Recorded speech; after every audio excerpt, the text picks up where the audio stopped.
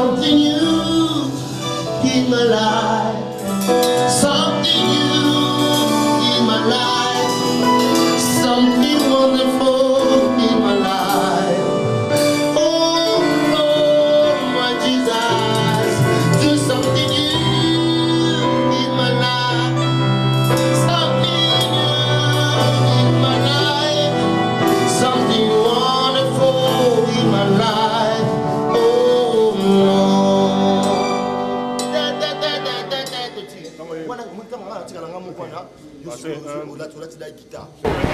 Bonjour à vous tous, mesdemoiselles et messieurs, vous qui êtes amis à Ma Vie, Ma Santé. Aujourd'hui, nous sommes à Mississauga, comme d'habitude, et nous sommes exactement dans la résidence du pasteur Daniel Diélé, où il organise un barbecue à l'occasion de la fin du séminaire qui avait pour thème « Lève-toi pour ta délivrance ». Il y avait le pasteur Barombala qui a prêché pendant 3 jours, donc du 18 au 20, donc jusqu'aujourd'hui, c'était la fin. À présent, je suis avec Fiston Zamwangana, que certains d'entre vous connaissent, et vous saurez pourquoi je suis avec lui aujourd'hui. Bonjour Fiston. Bonjour maman. Comment vous allez? Ouais, je vais très bien par la grâce de Dieu, merci. Comme je viens de le dire, certains qui nous suivent en ce moment vous connaissent. Vous connaissent parce que vous avez passé un bon moment au sein de Wenge Musica, oui, à Kinshasa. Et pour certains qui ne connaissent pas Fiston Zamwangana, qui est Fiston? Fiston, présentement, c'est un enfant de Dieu chrétien, né de nouveau. Puis j'œuvre dans l'église Montagne du Feu à Ottawa. Puis je suis dans la musique chrétienne. Donc je travaille avec les jeunes qui veulent apprendre la musique. Donc c'est en fait ça vraiment que je suis avec les jeunes dans la musique, dans l'adoration. Puis moi-même je suis là à l'église. Puis j'ai fait l'œuvre de Dieu dans la musique, c'est ce que je veux dire. Fiston, tu es originaire du Congo, oui, de la RDC, oui, mais où est-ce que tu as grandi exactement? Peut-être il y a des amis qui aimeraient savoir le quartier, connaître le quartier où Fiston a grandi, ses amis d'enfance. Bon, je suis né à Kinshasa au Congo, à la capitale. Dans quelle commune? J'étais plus dans la commune de Bandal, puis Ngiri. Donc j'ai fréquenté un peu ce milieu-là. Donc c'est ça, je suis resté longtemps plus à Ngiri. Donc j'ai beaucoup d'amis, beaucoup de gens qui me connaissent comme un jeune de Ngiri. Donc c'est là que j'ai appris la musique, c'est là que j'ai commencé vraiment à faire la musique. Et dans les différents groupes, tout ça. Donc je suis un enfant de Ngiri. Qu'est-ce qui s'est passé? Comment ça a commencé pour que tu fasses partie de Wenge Musica? C'est vraiment une longue histoire. Ah ben. Donc ouais, je veux dire... en résumé. J'étais à un concert un jour, puis là ils m'ont sollicité parce qu'il n'y avait pas les guitaristes, leur guitariste était absent au concert. Puis il y a un ami à moi qui m'a dit va parler à JB peut-être, tu pourras jouer les concerts. Là je suis allé voir JB, non JB n'était pas là, je suis allé voir Wirason, c'est Wirason qui m'avait pris. Puis il m'a demandé si je savais jouer, j'ai dit oui si je jouais. Puis il m'a permis de monter sur le stage pour jouer. Puis là, ils m'ont accepté. Ils avaient aimé comment j'avais joué. Donc c'est comme ça que je suis rentré. Donc c'était par hasard. C'était pas comme... j'avais vraiment l'idée qu'un jour, je jouerais dans Wenge. Je n'aimais pas vraiment... Parce que, premièrement, j'ai grandi dans une famille chrétienne. Donc la guitare, je l'ai appris. Mon père il fut un musicien de Zaïko. Mais ce n'est pas vraiment, je veux dire... Le Zamwangana des Zaïko, c'est votre père? Ouais, c'est mon père. Okay. Donc j'ai appris la guitare plus à l'église. Donc j'avais pas un jour l'idée que je jouerais dans un groupe mondain, vous voyez. Donc c'est ça. Donc c'était vraiment pas prévu. Mais tu as joué combien d'albums quand tu étais à Wenge? Ben, j'ai joué Fait de l'amour et puis Titanic. Ok. Ouais. Ben, qu'est-ce qui s'est passé alors de Wenge au Canada et musique chrétienne? Qu'est-ce qui s'est passé? Il y avait un problème? Tu étais malade? Non, quand je suis arrivé ici, ma mère habitait ici depuis longtemps. quand je suis arrivé ici, j'ai parlé avec les musiciens, j'ai parlé avec JB. Parce que je voulais pas rentrer, je lui ai demandé si je peux continuer mes études ici. Puis JB était d'accord. Il a dit ça ne dérange pas. On a coupé le contrat. Ok. Ouais, c'est ça. C'était vraiment ça. Et puis, comment ça s'est passé? Vous êtes retrouvés dans la musique chrétienne? Ouais, parce que je suis retourné dans la musique chrétienne parce que c'est là que j'avais commencé. Ok. Ouais, Wenge, c'était juste un temps vraiment sombre de ma vie. Je peux dire ça, c'est vrai, parce que je suis un enfant de Dieu, je veux dire. Donc, j'ai passé des moments difficiles pendant ces temps-là. Puis, il n'y avait pas vraiment trop de choix. Mais quand je suis arrivé ici, il y avait beaucoup d'opportunités. Je voyais que je peux faire beaucoup de choses dans ma vie. Donc, j'ai parlé avec mon président en ce temps-là, qui était JB. Puis, il a accepté que je puisse rester. Mais il y a des gens qui te connaissent, ils ont pu suivre ton parcours. Tu as repris avec, tu as retourné dans la vie chrétienne. Et par après, il y a eu des moments de haut et des bas. Ouais, ça manque pas. Ça manque pas. Comment tu es arrivé à gérer tous ces moments de bas? Ouais, vous savez, quand tu es un enfant de Dieu, il faut vraiment donner ta confiance dans la parole de Dieu. Il faut croire à la parole de Dieu. Ouais, c'est la parole de Dieu qui nous donne la force de continuer. La parole dit que le malheur atteint souvent le juste, mais l'Éternel en délivre toujours. Donc le diable ne laissera pas. Là, je le sais. Donc il y avait des moments qui étaient très difficiles de ma vie. Puis on se bat toujours. Puis, le combat va finir quand Jésus-Christ reviendra, vous le savez. Donc c'est ça que je peux dire. Il y a tout le temps des combats, il y a des hauts et des bas tout le temps. Et par la grâce de Dieu, Dieu nous dit de nous fortifier dans sa parole. Et c'est ça que je suis en train de faire. Donc c'est la parole, lire la Bible qui me donne la force de continuer. Sinon, sans cela, j'allais lâcher depuis longtemps. Actuellement, tu sers Dieu dans ton église. Et tu es en train de chanter. C'est depuis quand tu as commencé à chanter? Parce que tu es guitariste. Et nous savons bien que les guitaristes sont des bons compositeurs. Et maintenant, là, tu chantes. Est-ce que tu as toujours aimé chanter ou bien c'était juste, tu t'es retrouvé comme ça? Ouais, j'ai toujours aimé chanter. Parce que depuis longtemps, j'ai composé des petites chansons. Avant que je rentre dans Wenge, dans mon église que j'étais au Congo, j'ai chanté aussi. Tu étais dans quelle église? Si je me rappelle bien, j'étais trop jeune. C'est l'Alliance des dieux, je pense, quelque chose comme ça. Si je n'oublie pas, l'Alliance des dieux. Et là, c'est là que j'ai commencé la musique. Mais chanter, c'est un frère qui m'avait vraiment poussé de chanter. Il m'a écouté une fois avec ma guitare, je suis en train de jouer. Il a dit, Fisson, tu sais que tu es une belle, tu peux chanter. C'était qui? C'était le frère Gauthier. Le frère Gauthier, c'est un jeune au Congo. Puis il m'a dit, vraiment, tu as une belle voix. Tu peux aller en avant avec ta voix. Et à partir de ce moment-là, je commençais à demander à l'église si je peux faire des chansons individuelles. Et les gens ont aimé ça.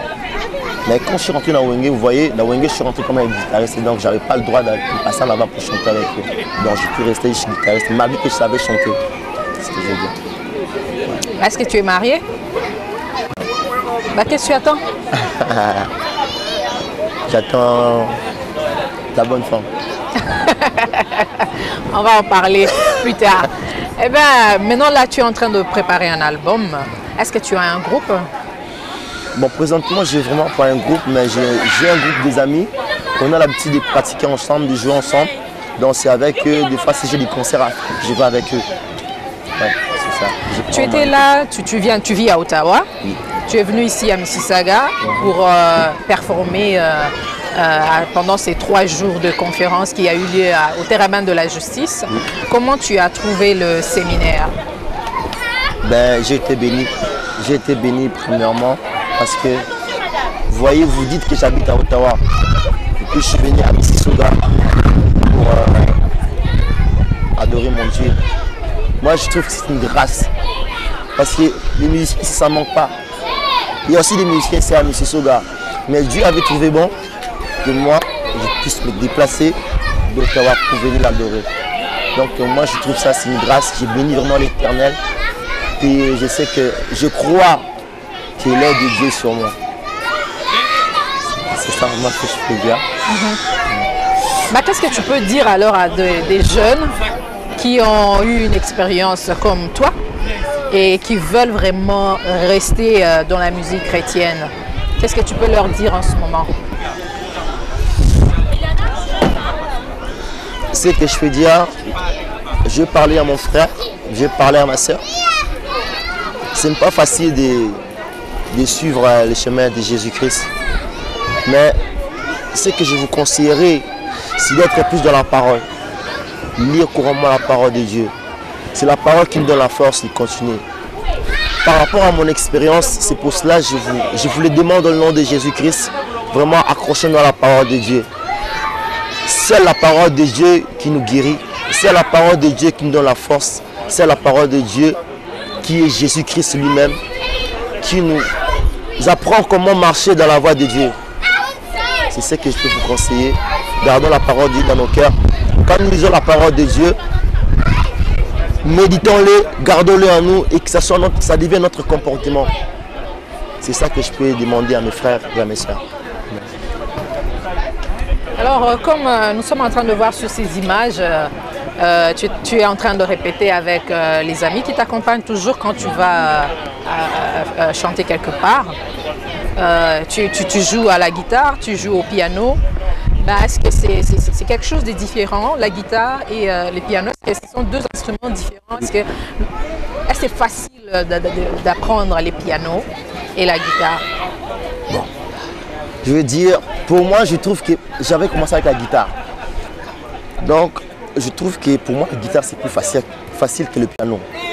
Mais, quand même, qu'est-ce qui m'a poussé à jouer le piano? J'étais à une église ici au Canada parce que j'ai commencé le piano ici au Canada. Je ne jouais pas avant le piano. Je me suis retrouvé dans une église qui avait... Il n'y avait pas de musiciens, il n'y avait personne, il n'y avait que moi. Donc, je n'avais pas le choix d'apprendre. Donc, c'est comme ça que j'ai appris le piano. Et puis j'ai remarqué que le piano est, pour moi, je veux dire, parce qu'il y a d'autres mondes qui trouvent que le piano est plus difficile que la guitare. Il y a d'autres mondes qui trouvent que la guitare est plus difficile que le piano. Donc, c'est que je... Donc ça dépend d'une personne à l'autre. Ça dépend de la personne, c'est ça. C'est ça que je veux dire. Mais qu'est-ce que tu aimes le plus? Quand tu chantes, qu'est-ce que tu aimes plus jouer? Tu aimes plus jouer au piano ou bien à la guitare? Ouais, quand je chante, j'aime plus jouer au piano. Pourquoi? Ben, je suis plus à l'aise. Ouais, je suis plus à l'aise, je contrôle mes touches. Ouais. Malgré que je connais mieux la guitare, mais je suis plus à l'aise avec le piano quand je chante. Ben pour bien maintenir la voix, parce que tu as chanté pendant 3 jours, hein? Alors pour bien maintenir la voix, qu'est-ce qu'il faut? Est-ce que tu as un conseil à donner, une astuce? Qu'est-ce qu'il faut faire pour bien protéger sa voix, bien maîtriser sa voix? Est-ce qu'il y a des exercices particuliers? Il faut bien te reposer, il faut vraiment du repos. Il faut prendre un temps de dormir. Pour moi, je veux dire. Dormir seulement? Ouais, dormir. On ne veut pas beaucoup parler, prendre un temps de repos. Voilà, on va bientôt se séparer. Eh ben, Fiston, un dernier mot? Mais je bénis tout le monde, que Dieu vous bénisse et que le Seigneur soit avec vous. Marchons dans la voie de Dieu. Puis ceux qui ne connaissent pas le Seigneur, il est temps, Jésus-Christ revient bientôt. Vraiment, repentons-nous. Donnons notre vie au Seigneur Jésus-Christ parce que Dieu est merveilleux. J'ai fait un parcours dans ce monde étant que jeune. Puis j'ai goûté Jésus-Christ à mon jeune âge. Jésus-Christ est merveilleux. Puis que Dieu vous bénisse. Si vous pouvez suivre mes conseils, vraiment vous serez bénis dans le nom de Jésus qui nous arrête. Amen. Voilà, nous sommes arrivés à la fin avec Fiston Zamangana, que certains d'entre vous connaissent comme étant un ancien guitariste de Wenge Musica BCBG à l'époque. Et maintenant, Fiston évolue dans une église à Ottawa. Et bientôt, il va sortir son album. Je suis sûre qu'il va nous revenir pour parler de son album. Et nous allons maintenant nous séparer avec Fiston et nous allons rejoindre le pasteur Baron Mbala. C'était un homme très intéressant, un homme de Dieu très intéressant qui va nous parler de ce thème « Lève-toi pour ta délivrance ». Nous avons quelques questions à lui poser et il va nous donner quelques éclaircissements pour en savoir un peu plus. Vous allez le découvrir un peu plus tard. Alors, merci Fiston. Et je crois que quand vous allez encore revenir à Mississauga, on va se revoir. Merci beaucoup. Merci, au revoir. Voilà, maintenant je reçois le pasteur Baron Mbala de Seattle, des États-Unis. Comme je vous l'ai promis, vous avez suivi l'interview avec Fiston Zamwangana. Et maintenant là, nous allons un peu parler avec le pasteur Baron Mbala parce que c'est lui qui était l'orateur principal de la conférence organisée à l'église Le Terrain de la Justice, conduit par le pasteur titulaire le révérend Daniel Diélé. Alors bonjour pasteur Baron. Bonjour, bonsoir Dani. Alors pour ceux qui ne connaissent pas le pasteur Baron, qui est pasteur Baron Mbala? Ben, c'est une question intéressante.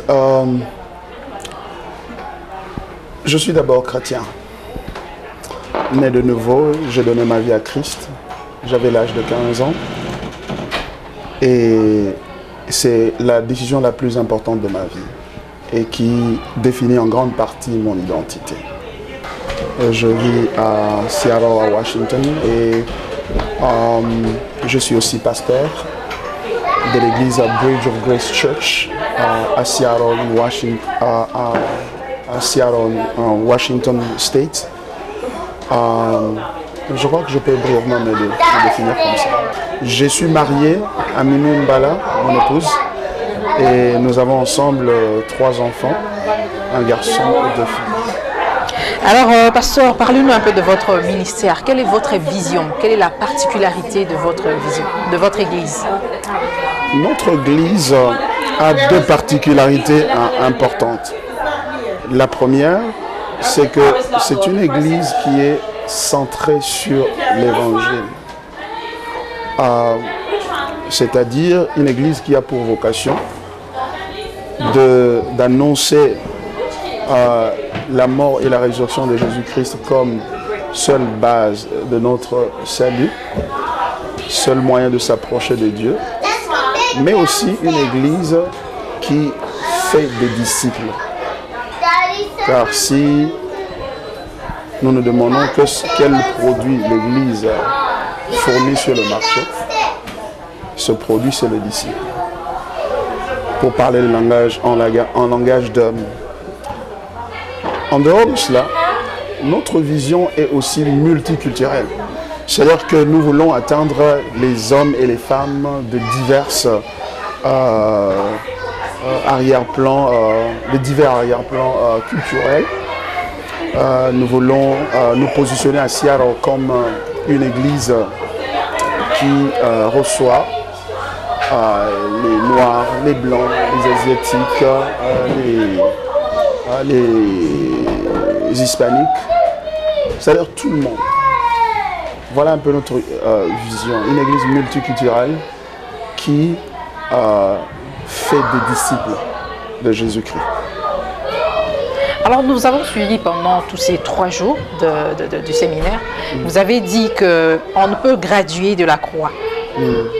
Alors pensez-vous qu'aujourd'hui l'église s'est un peu écartée de l'évangile de la croix?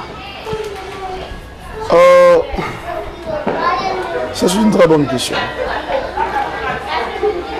La tentation de s'écarter de la croix n'a pas commencé aujourd'hui. C'est une tentation qui a commencé dans l'église primitive. Nous voyons Paul qui parle aux chrétiens à Antioche, Galates, qui dit qui vous a ensorcelé. Vous avez commencé par l'esprit, vous voulez terminer par la chair. Vous avez commencé par l'évangile, vous voulez terminer par autre chose.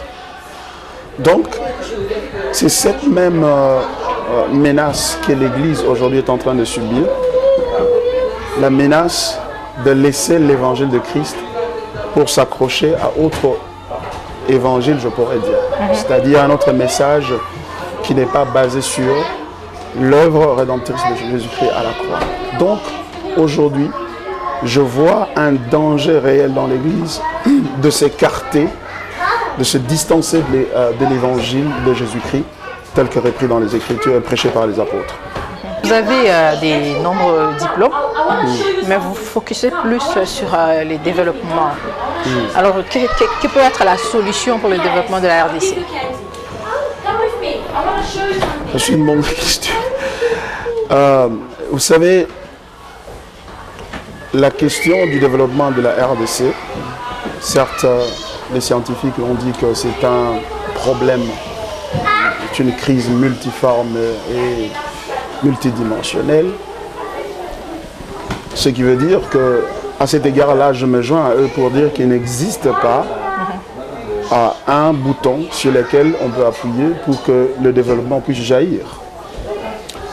Donc, le développement va demander un concours de beaucoup de facteurs qui vont devoir être utilisés, devoir être actionnés pour pouvoir générer le développement.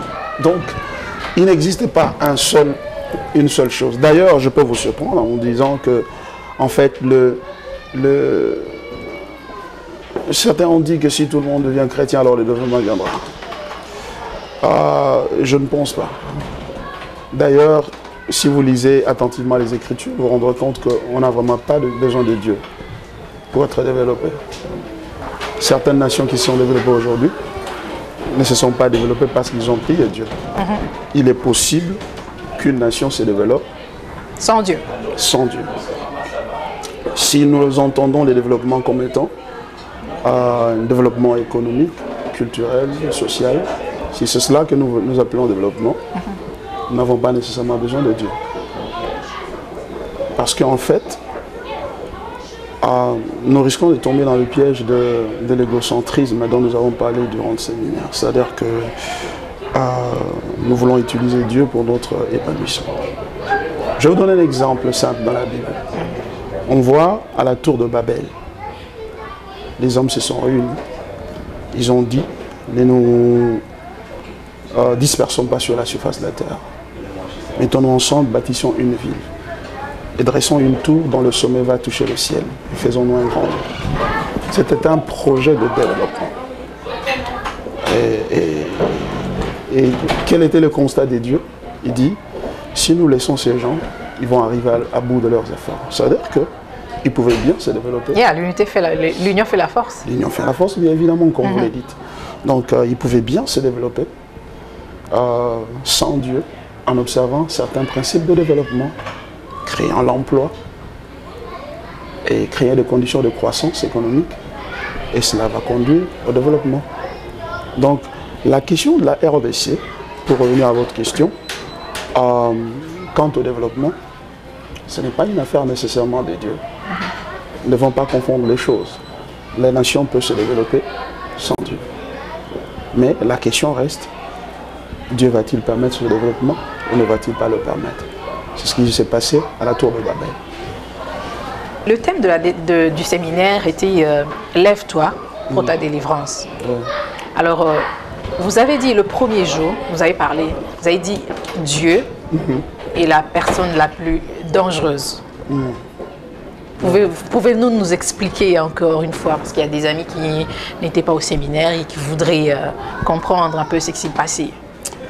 Oui, comme nous l'avons dit durant le séminaire, en fait, il est vrai, si nous lisons les Écritures attentivement, nous allons nous rendre compte que, en fait, depuis la chute de l'homme dans le jardin d'Éden, Dieu est devenu la personne la plus dangereuse au monde. Pourquoi? À cause du jugement qu'il a décrété sur les humains. C'est-à-dire, la Bible dit dans Romains chapitre 3, verset 23, le salaire du péché, c'est la mort. En fait, du fait que l'homme a commis le péché contre Dieu, et nous avons dit que le péché, en fait, ici, ne doit pas être entendu, devra être compris dans son essence, dans son sens le plus profond, biblique, qui est en fait une expression de rébellion contre Dieu. Le péché, c'est une rébellion contre Dieu, c'est une forme d'idolâtrie, c'est-à-dire l'homme cherche son indépendance vis-à-vis de Dieu qu'il a créé à son image, à sa ressemblance, pour vivre pour sa gloire, mais il décide maintenant de se distancier de lui pour vivre pour ses propres intérêts. Alors, le jugement de Dieu est clair, que l'homme doit mourir. Et lorsque nous disons que Dieu est la personne la plus dangereuse, nous voulons dire deux choses. La première, c'est que le jugement de Dieu personne n'a le pouvoir de le changer, sinon Dieu lui-même. Donc par conséquent, ce que Dieu a décidé contre l'homme, en l'envoyant en enfer à cause de son péché, l'homme n'a aucun pouvoir de le changer et c'est un danger permanent. Deuxièmement, nous comprenons par là que n'eût été l'œuvre rédemptrice de Christ à la croix, qui est le seul moyen par lequel l'homme peut venir retourner à son Dieu qu'il a offensé par le fait du péché, l'homme est en danger permanent. Et je suis étonné que lorsque la réunion de G8, G20 se retrouve, ils parlent des questions de sécurité internationale, il n'y a pas le nom de Dieu sur leur agenda. Alors que lorsque nous lisons la Bible, Dieu nous dit, la Bible nous montre clairement qu'en fait, si l'homme ne se repent pas, il sera détruit. C'est pourquoi nous avons dit que l'homme est en train de chercher la paix. Mais s'il ne cherche pas cette paix d'abord avec Dieu, quel que soit le plan ou les projets qu'il peut avoir dans le futur, ces projets seront arrêtés à un moment donné par Dieu, qui est le Tout-Puissant. Donc, dans ce sens-là, l'homme, Dieu est la personne la plus dangereuse qui soit. Parce qu'il a le pouvoir de détruire. Il a le pouvoir de détruire et personne ne peut changer cela. Parce qu'en fait, le diable, vous savez, si le diable te menace de mort, tu peux aller chercher Dieu pour qu'il vienne te délivrer. Mais si Dieu dit qu'il est contre toi, que tu es son ennemi, eh ben, qui va te délivrer d'entre ses mains? Il est donc la personne la plus dangereuse. Donc s'il y a quelqu'un avec qui il faut chercher à faire la paix d'abord, ben c'est Dieu. Alors vous avez parlé aussi d'être délivré des dieux. C'est quoi exactement? Oui, du fait que l'homme en fait est, par le fait de son péché, comme nous l'avons retracé depuis le jardin d'Éden, car la Bible dit que tous ont péché, sont privés de la gloire de Dieu, et que le salaire du péché, c'est la mort, de surcroît. Donc, l'homme est sous le jugement de Dieu. Et ce jugement-là, c'est la destruction éternelle, la mort éternelle. Et si l'homme ne réalise pas que il est en danger entre les mains de Dieu. La Bible dit, c'est une chose terrible que de tomber entre les mains du Dieu vivant. Et si vous n'êtes pas d'abord délivré d'entre les mains de Dieu, de sa colère qui pèse sur vous en tant que pécheur, toute autre délivrance ne peut même pas s'expliquer. Donc nous devons d'abord être délivrés de Dieu, c'est-à-dire nous réconcilier avec lui. Donc voilà. Vous avez dit, beaucoup de chrétiens viennent à l'église parce qu'ils ont besoin de quelque chose. Justement. Et vous avez parlé de cette relation où il y a l'égocentrisme. L'homme ne pense qu'à lui et il ne veut que son intérêt. Et je pense que c'est... Vous ne voyez pas que c'est un peu difficile qu'un homme, juste dans le vide comme ça, pense à chercher Dieu, à prier. La plupart des gens qui sont devenus chrétiens, la plupart cherchent Dieu parce qu'ils ont un problème, parce qu'ils sont malades, parce qu'ils cherchent une solution, une réponse. Est-ce que vous pensez que c'est une mauvaise manière d'approcher Dieu? Tout à fait. Parce qu'en fait, c'est un symptôme ou une caractéristique du péché, qui est de chercher Dieu parce que nous avons besoin de quelque chose. En fait, nous voulons utiliser Dieu comme un moyen pour atteindre notre fin, notre but que nous avons. Pourquoi il y a du mal en cela?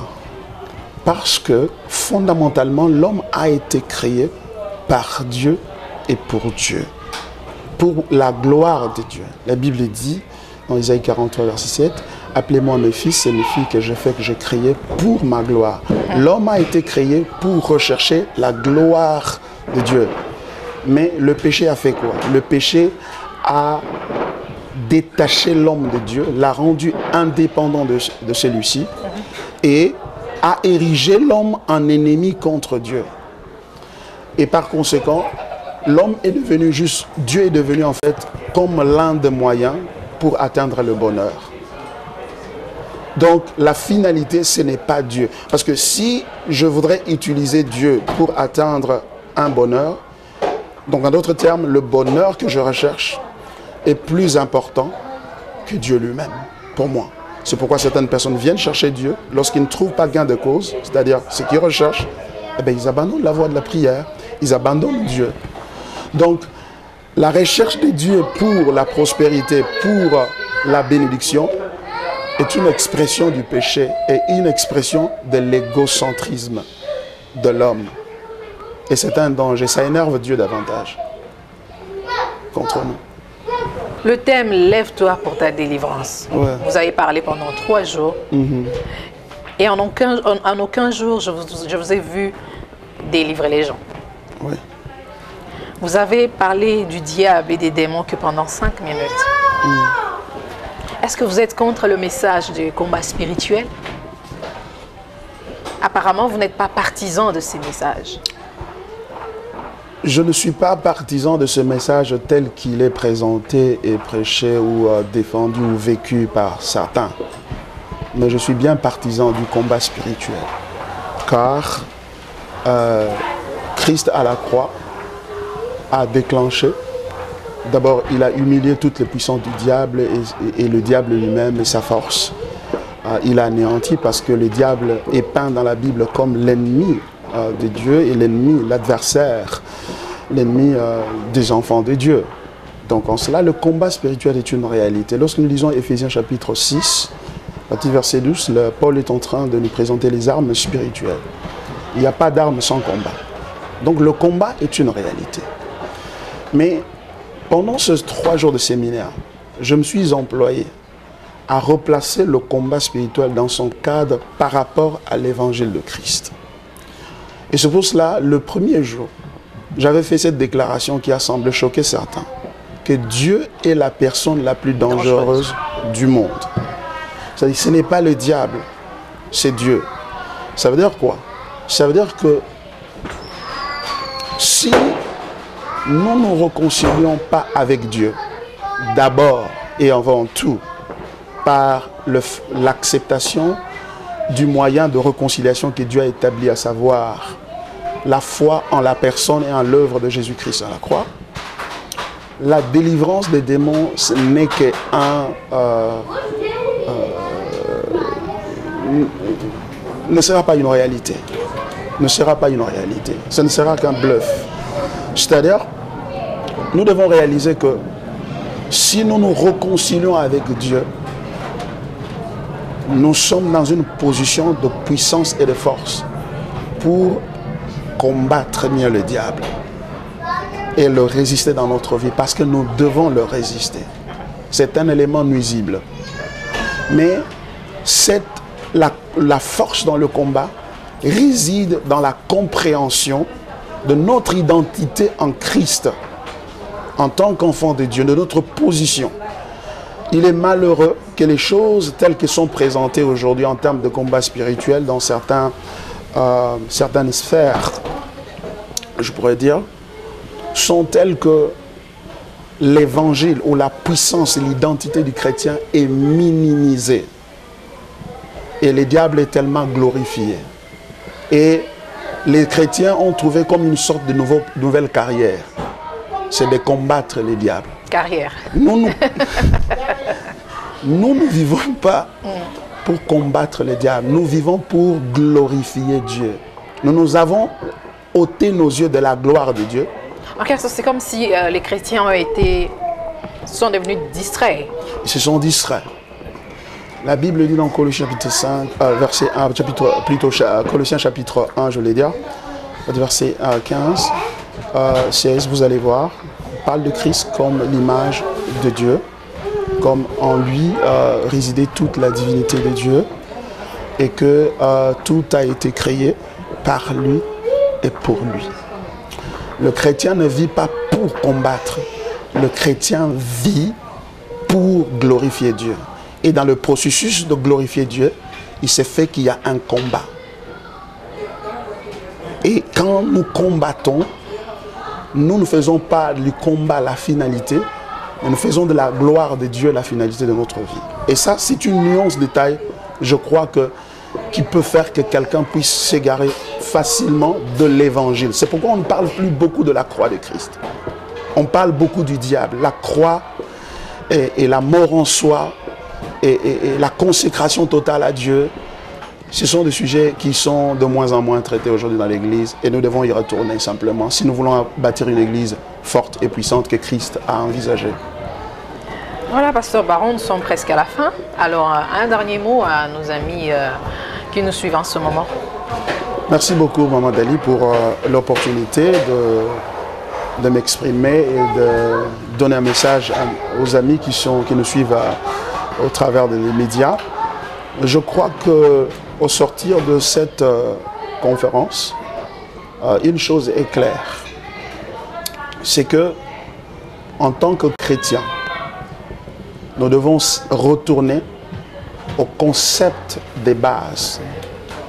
Et les concepts de base de la vie de foi, c'est l'évangile et la croix de Christ, par laquelle, c'est-à-dire la croix, nous sommes sauvés, nous avons la vie éternelle, nous sommes sanctifiés, alors nous recevons tout de la vie chrétienne. Certains ont cru que le message de la croix, c'était un message qui est en fait un message de la vie élémentaire de la vie chrétienne. Quand vous venez à Christ, vous faites face à la croix, c'est-à-dire à l'évangile, et ensuite vous allez vers des notions les plus avancées de la foi. C'est une erreur monumentale. La croix ou l'évangile de Christ, c'est la notion la plus fondamentale, la notion la plus élémentaire, mais aussi la notion la plus avancée de la vie de foi. Donc c'est l'évangile d'un bout à l'autre. Et j'encourage les serviteurs de Dieu qui nous suivent à retourner à l'évangile. Paul a dit aux Galates, qui vous a ensorcelé? La vraie sorcellerie, c'est celle qui nous écarte de l'évangile. Ce n'est pas celle qui nous empêche de gagner l'argent et d'avoir les biens que nous avons. Car en Christ, en réalité, nous avons toutes choses. Voilà le dernier mot. Merci beaucoup. Je vous en prie. Voilà, nous sommes à la fin de cette entrevue avec le pasteur Baron Bala qui vient tout droit de Washington, de Seattle. Et merci beaucoup à Fiston Zamwangana qui a accepté de parler au micro de Ma Vie, Ma Santé. Et merci au pasteur, au révérend Daniel Diele qui nous a reçus ici dans sa résidence où il y a un barbecue, vous entendez sûrement des bruits. Et puis demain c'est la fête de la reine et vous entendez sûrement des bruits dehors, il y a les feux d'artifice. Donc c'est l'ambiance et merci beaucoup à vous pour votre sympathique attention. N'oubliez pas, si vous voulez nous contacter, une seule adresse, maviemasanté@live.ca. Et je vous retrouve très prochainement. Merci aussi à toute l'équipe de Amen Productions pour ces belles images.